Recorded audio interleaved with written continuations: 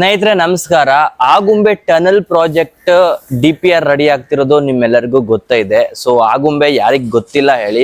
ತುಳುನಾಡಿನ ಮತ್ತೆ ಮಲೆನಾಡಿನ ಒಂದು ಸಂಪರ್ಕದ ಕೊಂಡಿಯಾಗಿರುವಂತಹ ಆಗುಂಬೆ ಘಾಟ್, ಇದಕ್ಕೆ ನಮ್ಮ ಸೆಂಟ್ರಲ್ ಗೌರ್ಮೆಂಟ್ ಇವಾಗ DPR ಡಿಟೈಲ್ಡ್ ಪ್ರಾಜೆಕ್ಟ್ ರಿಪೋರ್ಟ್ ಅನ್ನ ರೆಡಿ ಮಾಡ್ಲಿಕ್ಕೆ ಹೇಳಿದೆ.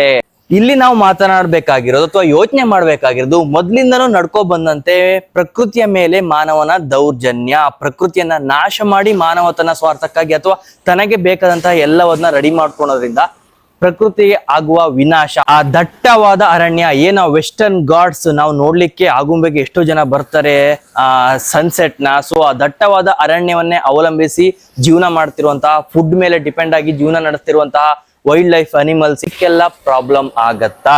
ಟನಲ್ ಮಾಡೋದ್ರಿಂದ ಪರಿಸರವನ್ನ ಉಳಿಸ್ಕೊಂಡು ಬೇರೆ ಒಂದು ಟೆಕ್ನಾಲಜಿ ಪರಿಸರಕ್ಕೆ ಹಾನಿ ಆಗದಂತೆ, ಜಾಸ್ತಿ ಹಾನಿ ಆಗದಂತೆ, ಸಂಪೂರ್ಣ ವಿನಾಶ ಮಾಡದಂತೆ ಯಾವ್ದೊಂದು ಟೆಕ್ನಾಲಜಿ ಬಳಸ್ಕೊಂಡು ಮಾಡೋದಾದ್ರೆ ಇದಕ್ಕೆ ಯಾರು ಮಾತನಾಡೋದಿಲ್ಲ.